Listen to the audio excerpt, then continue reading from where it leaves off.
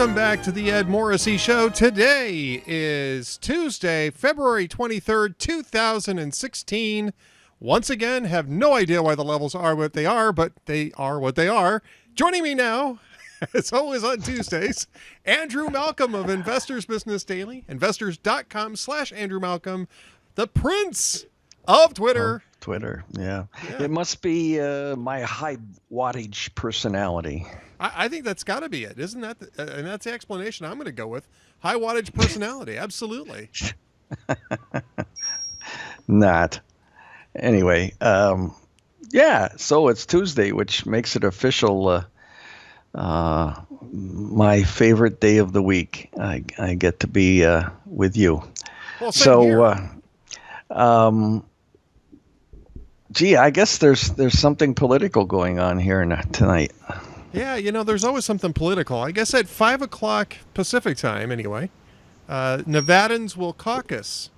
And that's actually kind of an early time of the evening for a caucus. A lot of people are going to have to either break away from work or give up that second base seat at the blackjack tables. But they they have such a low turnout historically anyway. But a lot of the stuff in the West is scheduled, even the NFL games and all that, for Eastern TV audiences, and it's annoying for those of us who live in the West, but there's not a whole lot to do about it. No, there isn't. There's not a whole lot that anybody can do about that, and so they have to go early because the East Coast media is all at 8 p.m. Eastern time for this thing, so it's right in the middle of their prime time, and they don't want to have to wait until 11 o'clock at night to start getting returns back in from these Nevada caucuses. But let me take some of the suspense out of this for you, Andrew, because I know you're on pins and needles over there, waiting for those Nevada caucus returns. Donald Trump's going to win tonight. I think everybody's pretty much clear on that, right? Yeah, it looks that way. Yeah, I mean, at least if you believe the polls, and in this case, the polls are actually pretty. They're pretty outdated, but they are indicative. They are indicative, and apparently we're having a net split in the chat room, so it's just all sorts of great production values today, guys. Sorry about that, but we're going to muddle on as best we can here because we've got a great show to give you, and everybody's starting to pop back in again. I mean, the polls are showing that this is going to be pretty much a Trump rout, and I think that everybody's pretty well settled on this. This is actually kind of a surprise for Marco Rubio, who had ties to Nevada and was expected to do a little bit better than at least what the polls are showing at the moment. Yes, I did not realize. I knew he'd lived there. I didn't realize it was 7 years. I did not realize that he was baptized Mormon and then became a Catholic later. The Mormon vote in Nevada, that's the third most Mormon state after Utah and Arizona, I think is the other one. They play an oversized role in Nevada politics, and obviously the last two cycles Romney won there easily. But whenever there's something predicted that's so lopsided as what Nevada appears to be going into tonight, is a wonderful opportunity for somebody to have a huge upset in terms of expectations.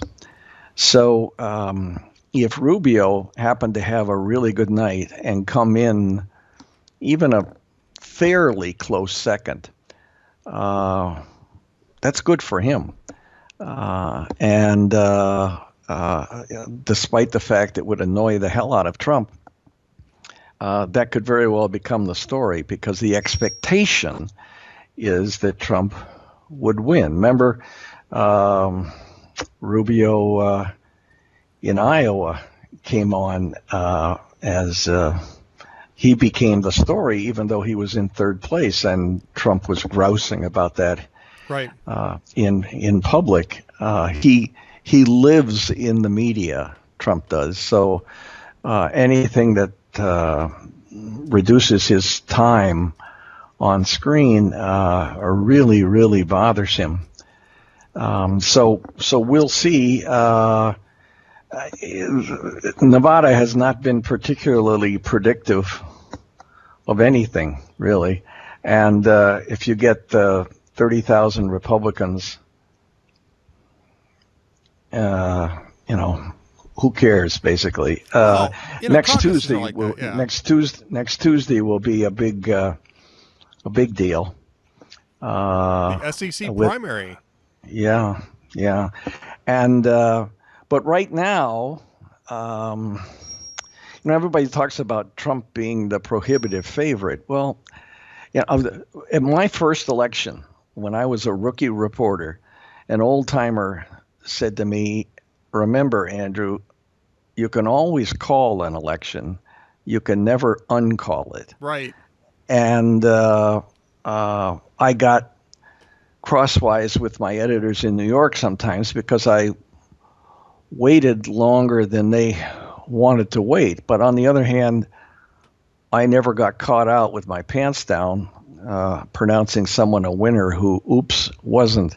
And so I would never predict, with 4% of the delegates selected, of what is it, 2,300 and some delegates, 4% of them have been selected. It's good for Trump so far, and he waxed Cruz in South Carolina. I mean, you look at that map of where Trump won, and it's everywhere except Columbia and down around Charleston on the coast, where Rubio won. Ted Cruz, Mr. Evangelical, whose father was evangelical, did not win one single county in South Carolina.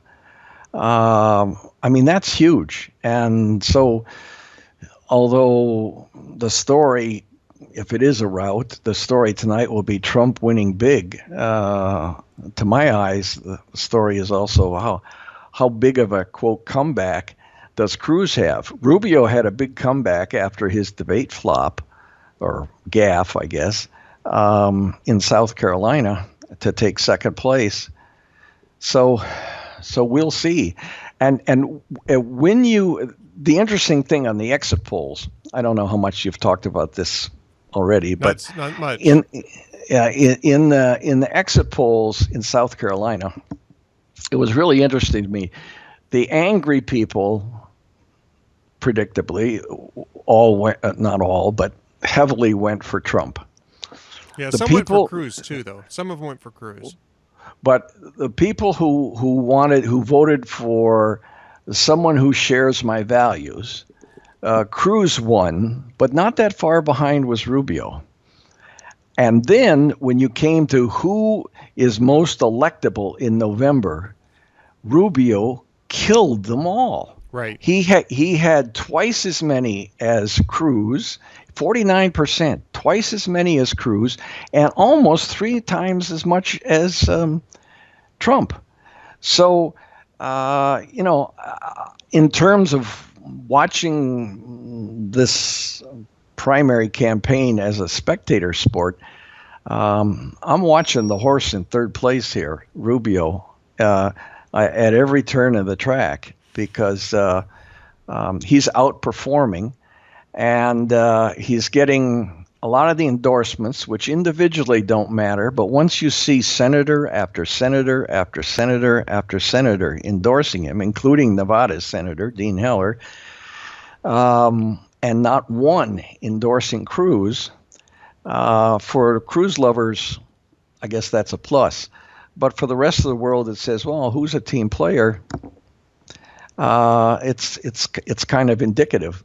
And I noticed, I don't know if you mentioned this yet, but the chief political advisor for the Koch brothers has taken a leave from his job with the Koch brothers to become an advisor to Marco Rubio. Yeah, I heard something about that. Yeah. Yeah. So that's indicative. And the next 2-3 weeks, well, a lot of delegates are chosen, but in terms of momentum and where people are going, Ben Carson says he's going to keep on keeping on. And Kasich is really trying to run for vice president, so he'll probably stay on through Ohio, so he'll have some leverage at the convention in Cleveland, maybe. On the other hand, here comes Rubio, and all the polls, or almost all the polls, show that he's everybody's second choice. They love Trump, but if it isn't Trump, I'll go with Rubio. So he's in a good position. He doesn't have high expectations that are easy to disappoint. And he's just plugging along. Cruz had a bad day on Monday with his firing of his communications director over the social media posting. Yep. So yeah, well, I'm putting out that video. That, here's the thing. I think if the whole Ben Carson thing hadn't happened, Rick Tyler probably would still be with the campaign. Yeah. No, it fit the narrative that was developing around Cruz. Yeah. Right. And so I think that is, and what Cruz said was interesting.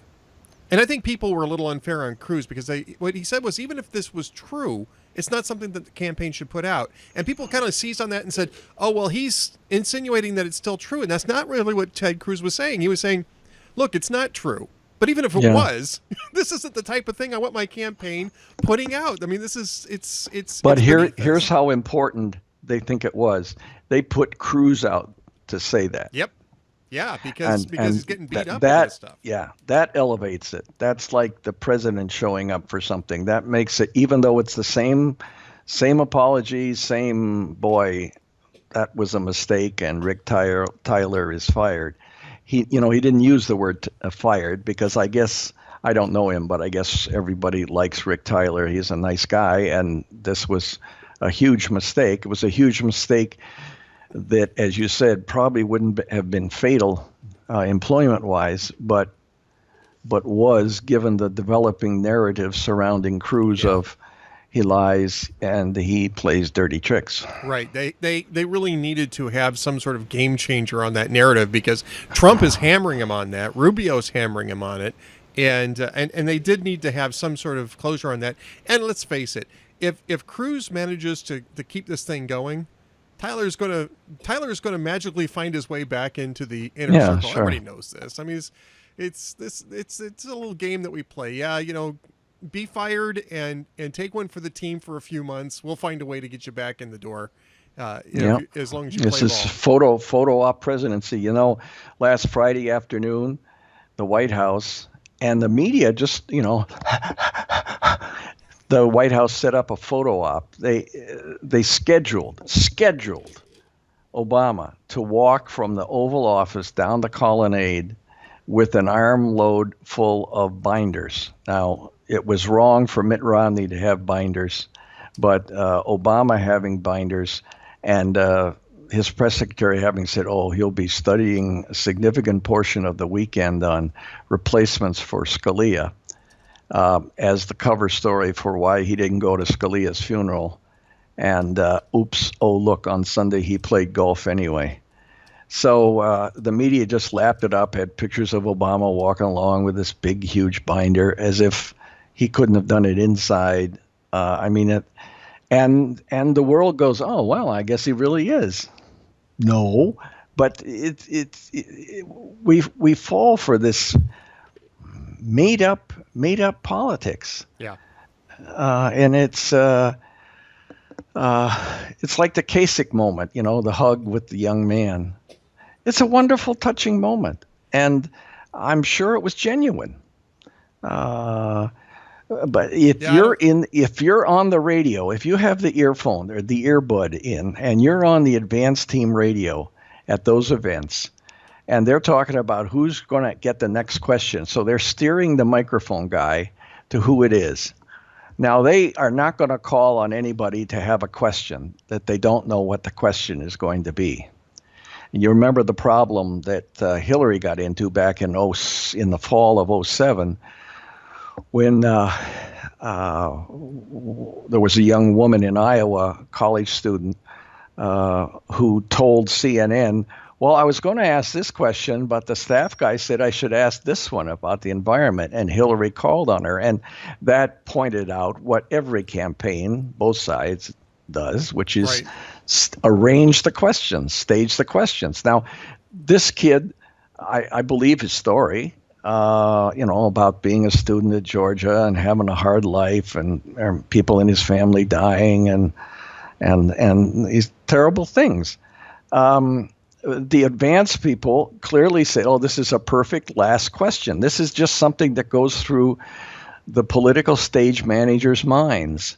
And Kasich didn't have to know about it. All Kasich had to know was call on the kid with the Kasich sticker and the ski vest as the last question, which he did. He said, oh, well, I'm told I got to be somewhere. I don't know where I'm going, but I got to. So this is the last question. And he called on the kid.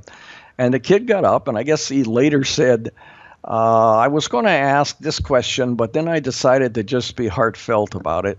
And he told his sad story, and Kasich came over and gave him a big hug, and it was a wonderful, warm moment, and people applauded.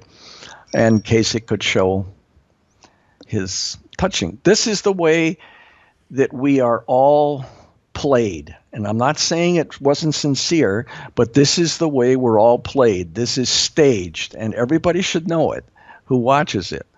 And there is nothing in these events that is spontaneous. Maybe Trump is spontaneous, and that's why people like him. But even Trump has in mind 4 points that he wants to make.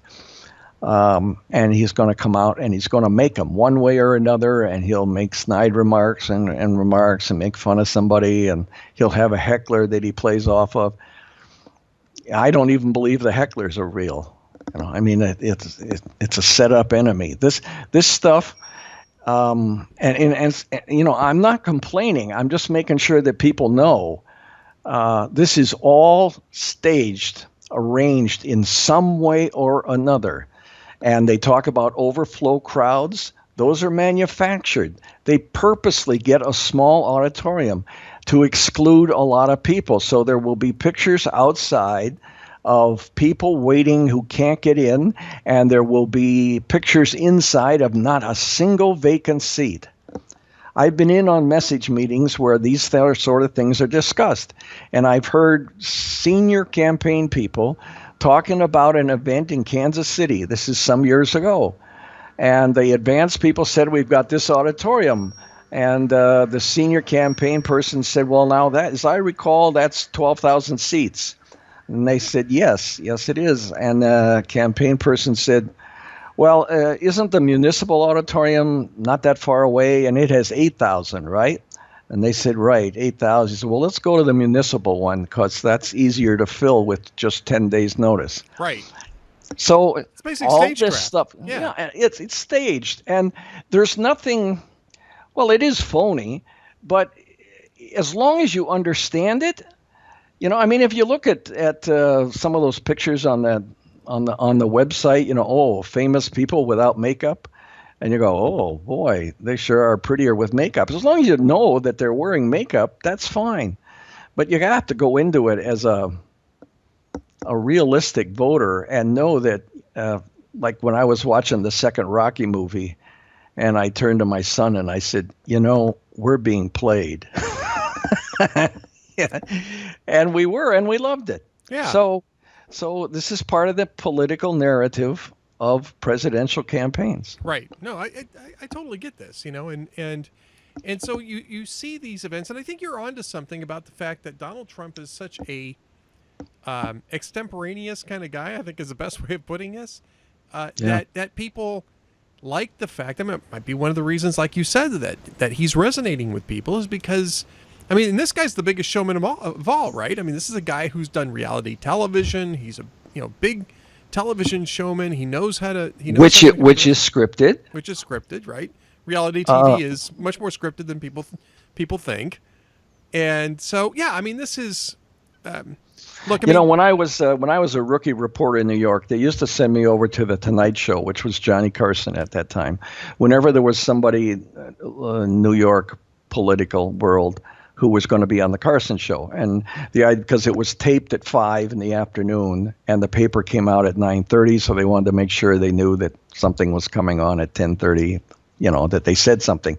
So I was over there with John Lindsay one time, and I was right behind the curtain, behind the couch. And there was a podium there. And it was like a speaker's podium, except it was staring right at the wall, and it had one of those little bright lights, you know, that you can twist and put down.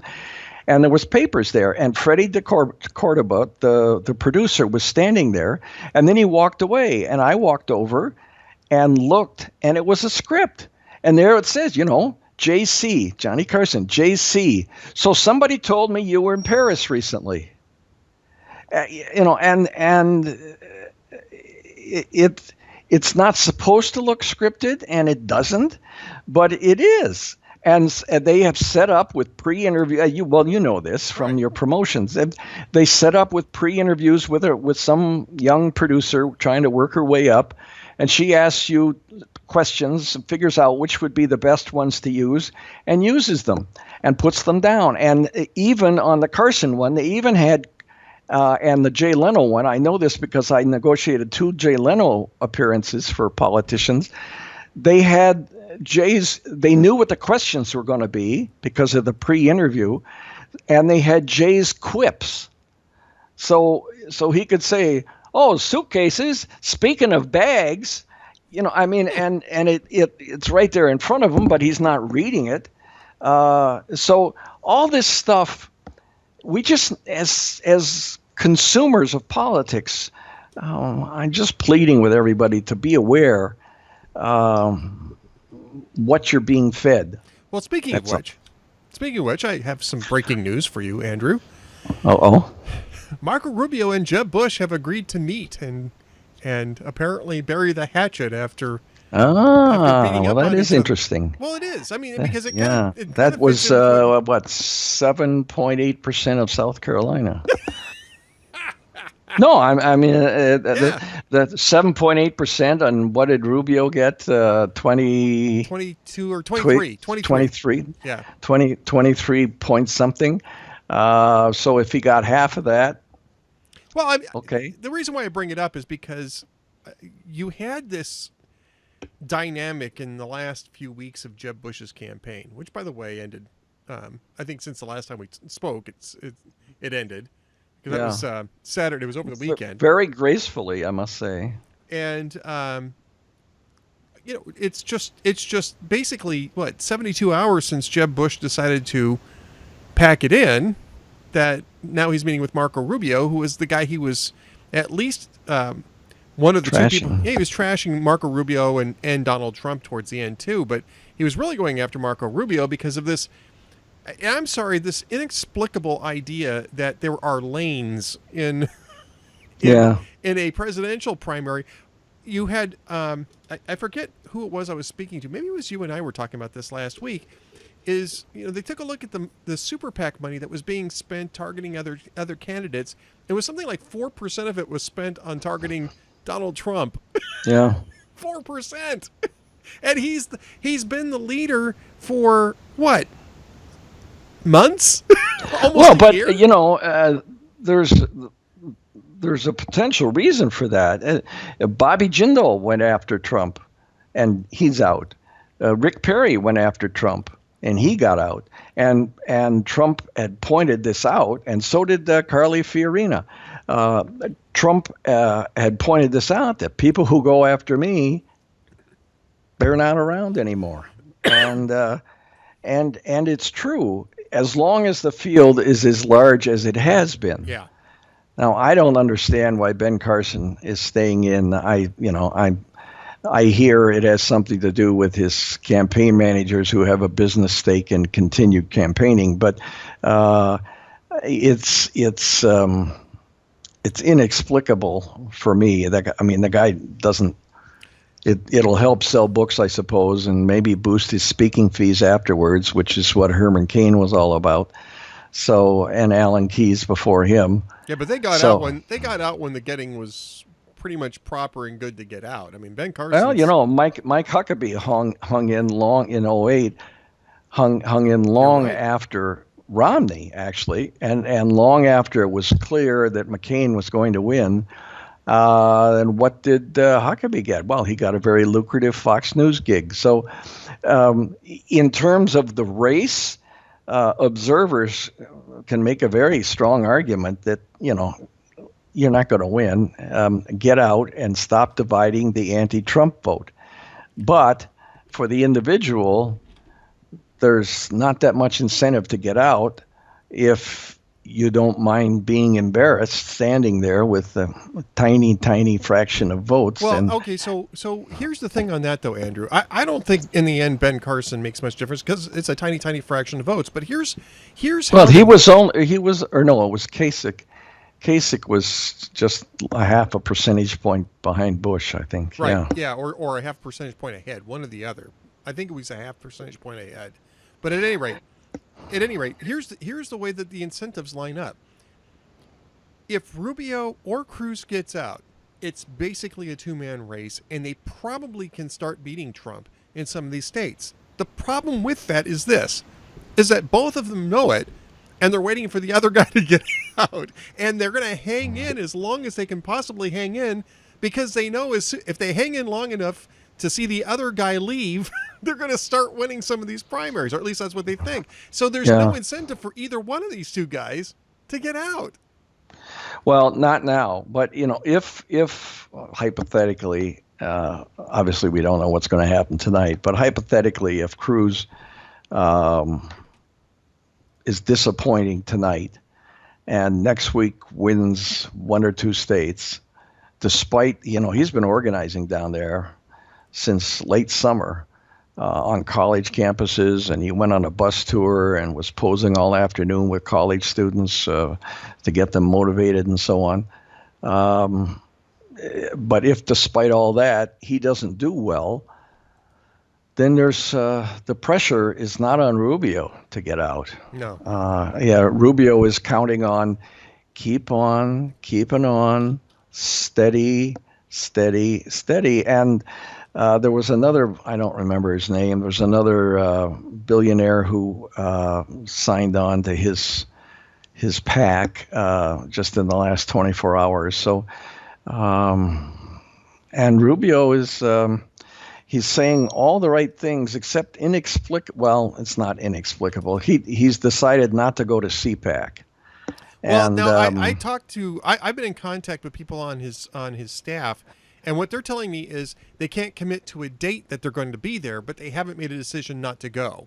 Well, it's being reported as he's not coming because they can't give him the time he wants.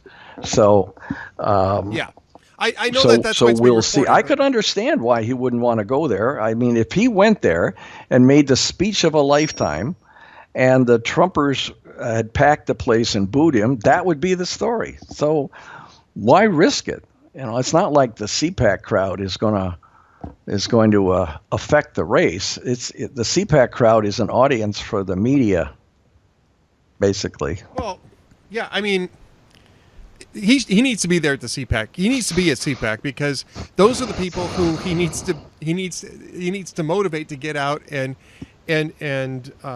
vote for him. And besides which, his main rivals are going to be there. Both Donald Trump and Ted Cruz are going to be there, and you can't just leave the field to your main rivals, right? I mean, you've got to show up for these things. So unless you're doing something in a more important place. Possibly, but I think that you duck into Washington. It'll be the day after Super Tuesday. Yeah. So if he doesn't do well, who wants to be there? That is true, but I'm not necessarily sure that Cruz is going to do all that well either. And this is the other thing too. I mean, and watch, she'll cancel. But I mean, he might. These things are not written in cement like the foundation on my house.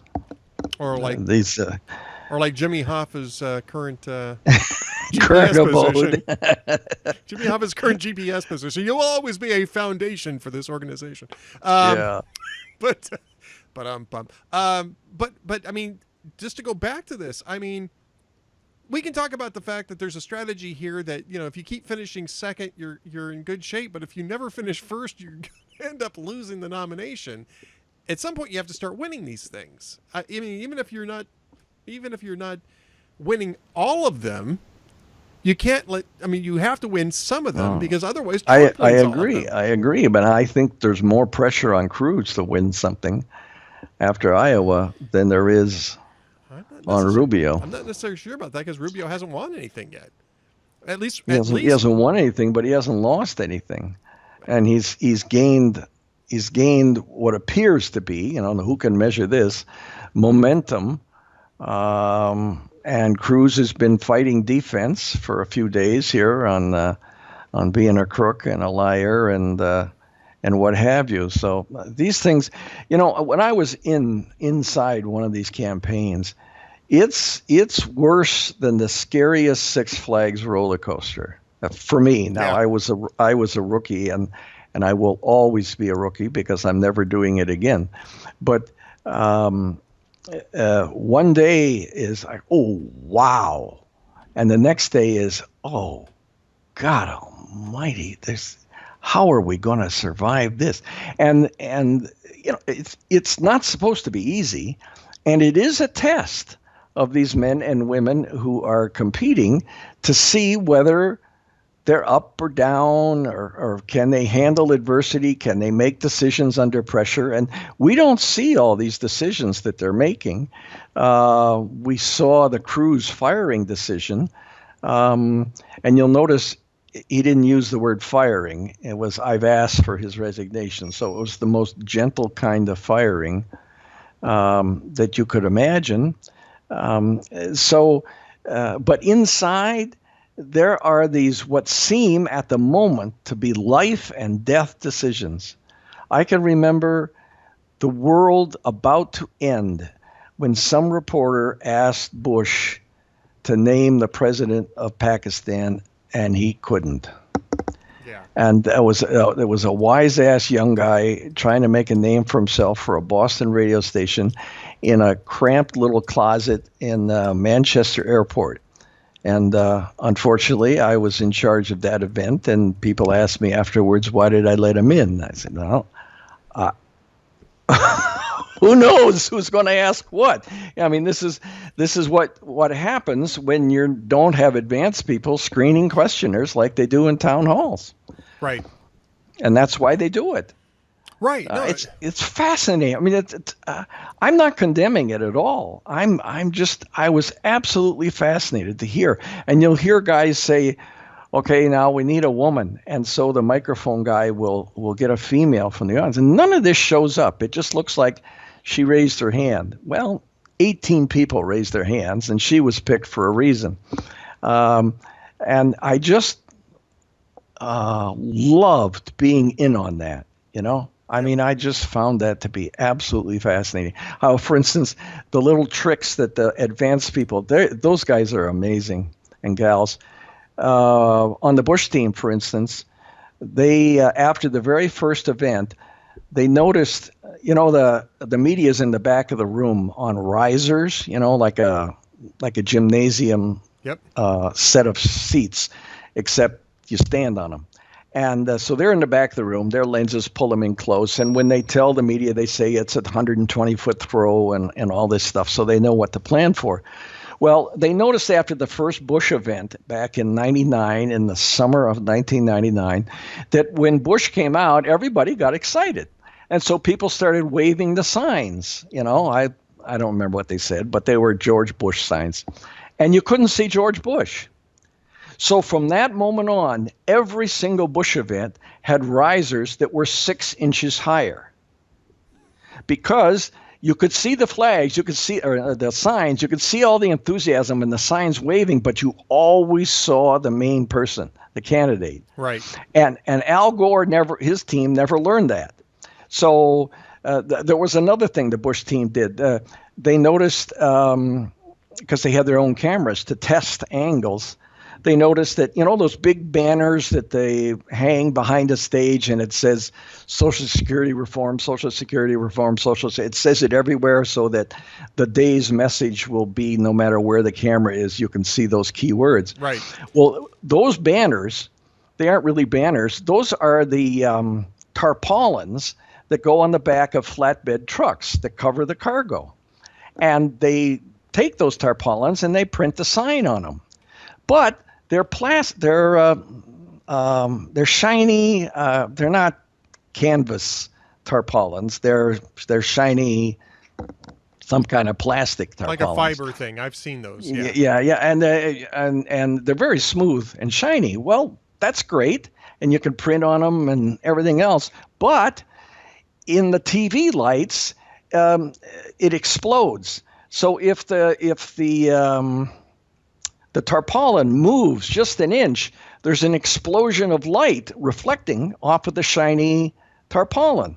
And that's distracting. It takes you away from listening to what the guy is saying. Right. So every George Bush advance person had in their kit cans of women's hairspray.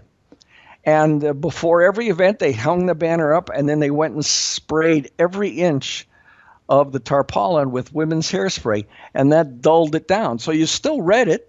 It still looked, really good shape, nice, but not so shiny. And the TV lights didn't pop and explode off of it. That's interesting. All those little things, to me, that was I found working on a campaign, it was exhausting, but I was older, but it's stagecraft is what it is. It's stagecraft, but it's fascinating. Right. This is good stuff. I mean, it really is. You don't think about those things. No, and that's what I try to write about at investors.com/Andrew Malcolm. Investors.com/Andrew Malcolm. And of course, Andrew is the prince of Twitter at AH Malcolm, if you're not already following him. We're going to be joining. And a big fan of Going Red. Going Red.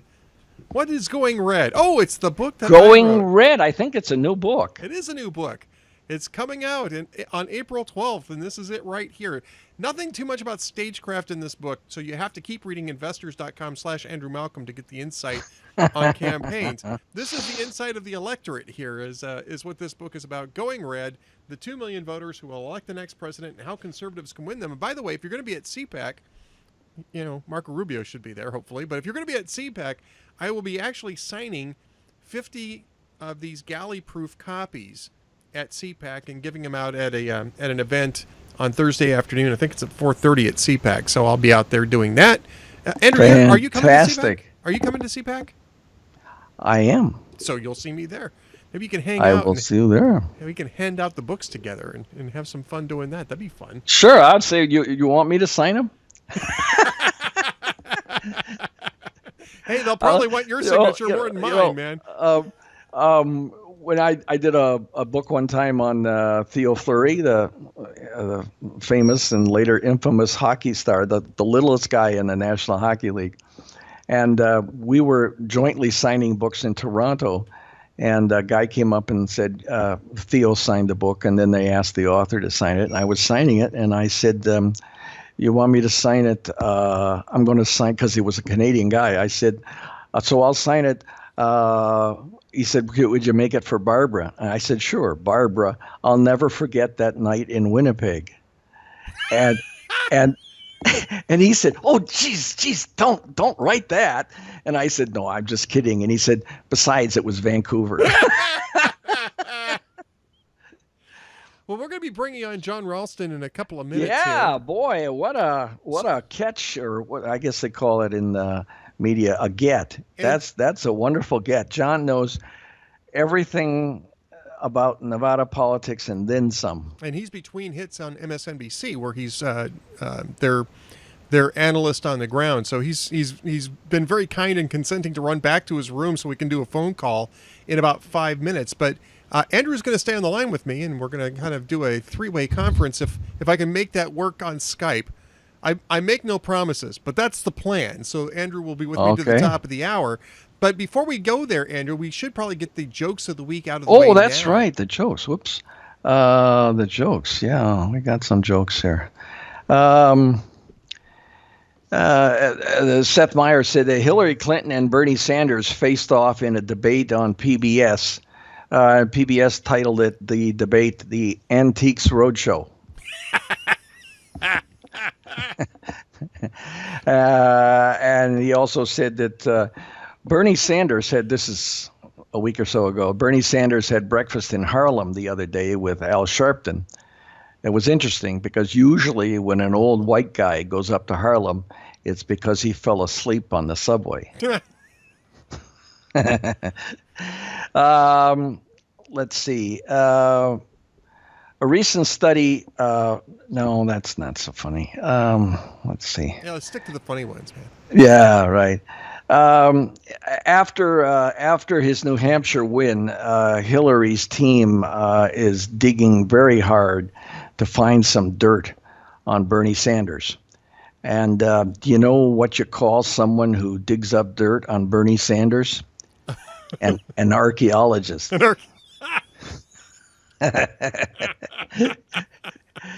That's just mean, man. That's just mean. And finally, Seth Meyers said that Bernie Sanders picking a possible vice presidential running mate is a big decision. It's very important because whomever he picks will be just the prostate away from being the next president of the United States. Very, very true. It's a very good point. It's kind of a grim point, but it's a very good point. Yeah. Do you see that Spike Lee is endorsing Bernie Sanders in South Carolina? Cut a radio ad for him and everything. Well, you got, excuse me, you got Morgan Freeman narrating Hillary's ads. Yeah. And Danny Glover being the MC at Bernie's events. It's an interesting little split going on there. Spike Lee is he got this radio ad and he's saying, wake up, South Carolina. It's from his movie Get on the Bus. Wake up, South Carolina, and talks about how Bernie was on the front lines of the civil rights movement, marched with Dr. King, and was arrested. This is sort of a rebuke to John Lewis, who was a totally legit civil rights movement hero.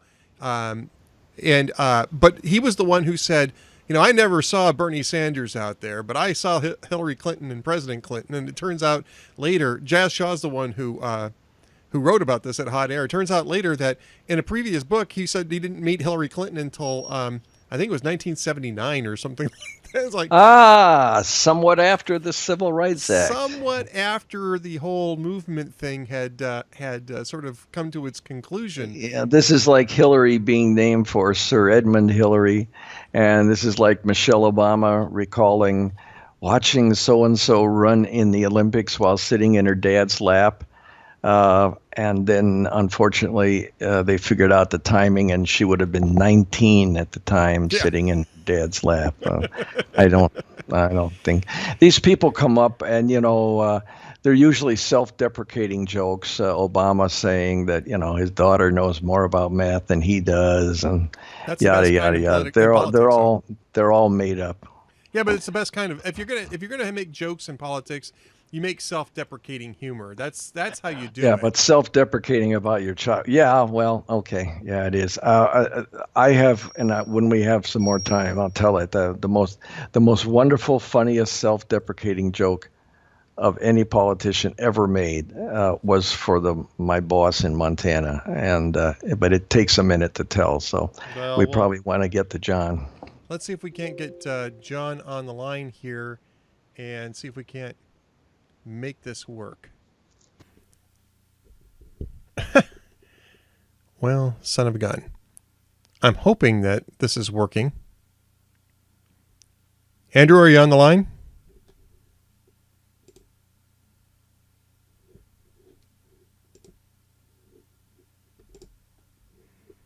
I think we might have lost Andrew.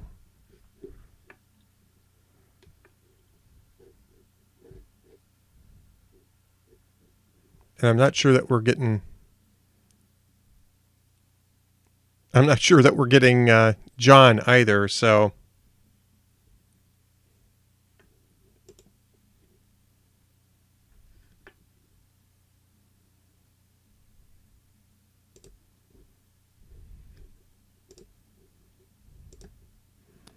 All right, hang on. Let's try this again.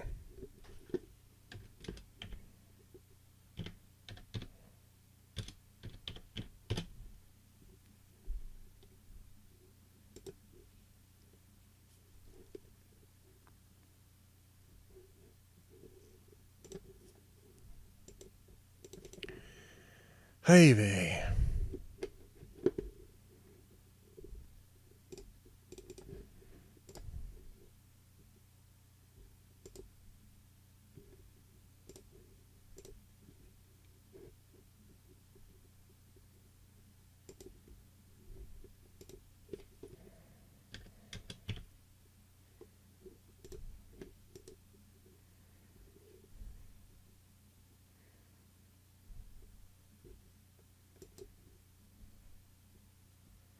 Andrew, are you there with me? All right, so this is not working at all. Hang on.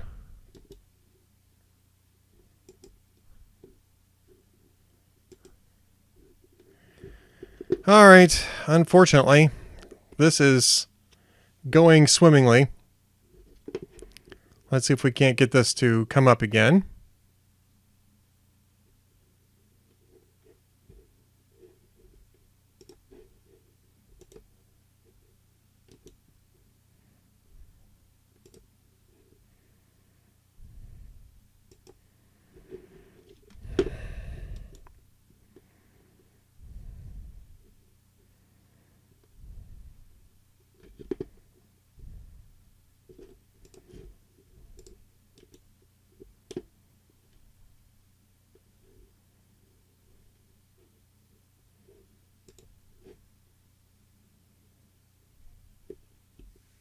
Yes, we do need the music for Final Jeopardy now.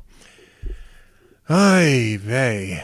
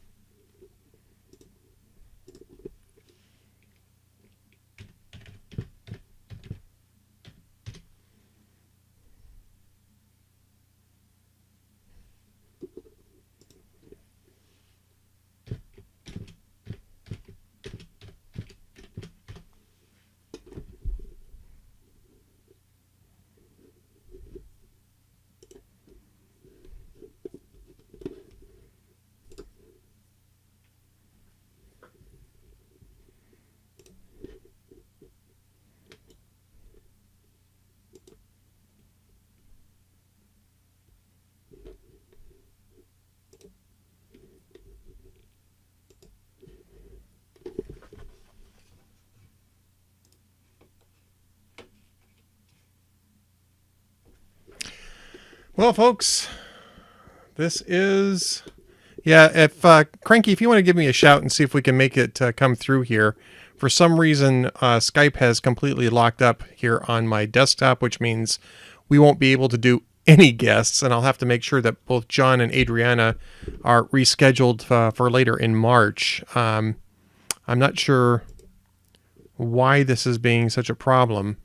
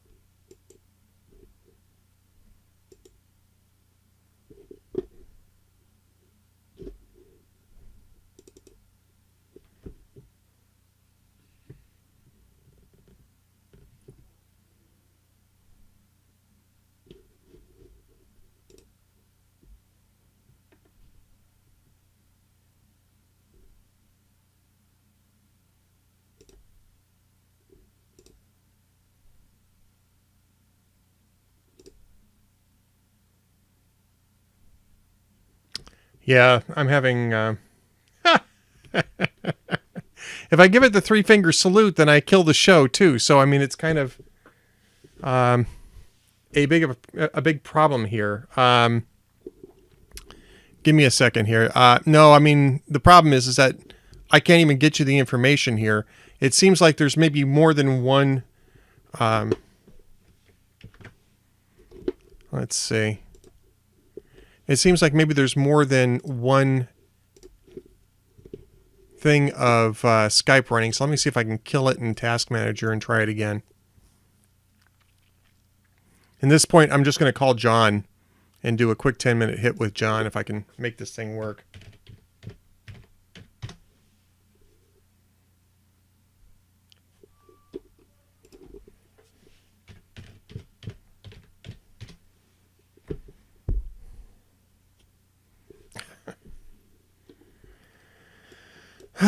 Yeah, folks, I think we're going to have to just wrap this thing up here. I apologize for this, but apparently Skype is... let's see. Give me a second here.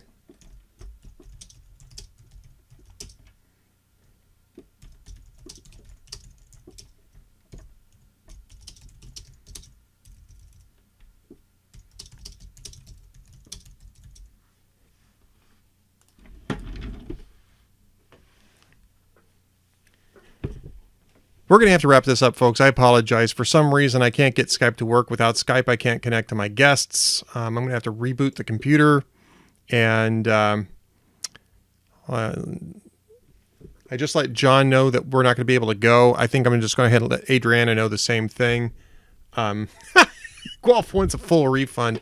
I apologize for this. I think I probably screwed things up when I tried to conference Andrew in on the call, and that's my bad, unfortunately. It's running in the background. I tried killing it. I tried reopening it, but we will have to do this another time. Now, just to give you we will be back on Thursday, and Thursday we've got another great show. I might try to see if I can get Adriana on Thursday's show, or John, one of the two. But I've got Paul Aiello and his brother Patrick, who co-wrote the new movie Risen.